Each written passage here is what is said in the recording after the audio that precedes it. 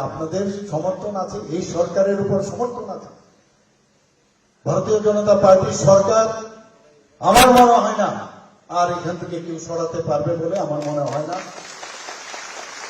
তবু আমরা যে কথাটা বলছিলাম, রাজনীতির পরিভাষা মাননীয় প্রধানমন্ত্রী যে পাল্টিয়েছেন, আমরা ত্রিপুরাতেও কিন্তু আমাদের এখানে যে দিল্লিতে গিয়ে আমি নিজেও গিয়েছিলাম, সেখানে এনএলএফটি এবং এটিটিএফটির সাথে আমাদের যে ওখানে অ্যাকর্ড হয়েছে, ওনারা অস্ত্র এখানে আমাদের সামনে সারেন্ডার করেছে। এখন ত্রিপুরা বলতে পারি যে ত্রিপুরা এমন একটা প্রদেশ যেখানে মানে টেররিস্ট মুক্ত ত্রিপুরা আমরা বলতে পারি। সেই জায়গার মধ্যে দাঁড়িয়ে আজকে ত্রিপুরা সেভাবে ডেভেলপ করছে। এখানে আমি না বললে নাই হয় যে এখনো অনেকে চেষ্টা করছে যে এত ভালোভাবে সরকার চলছে, কিভাবে সরকারকে কালিমালিপ্ত করা যায় সেই চেষ্টা করছে।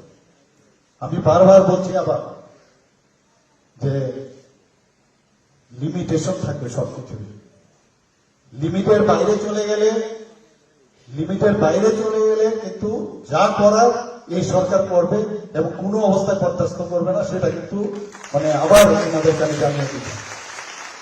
চালাকি এবং চতুরতার মাধ্যমে রাজনীতি দিকে গেছে, এতদিন ধরে অভ্যেস হয়ে গেছে। আমরা চাই সবাইকে নিয়ে চলতে, কিন্তু কেউ যদি না চলতে চায় করবোটাকে,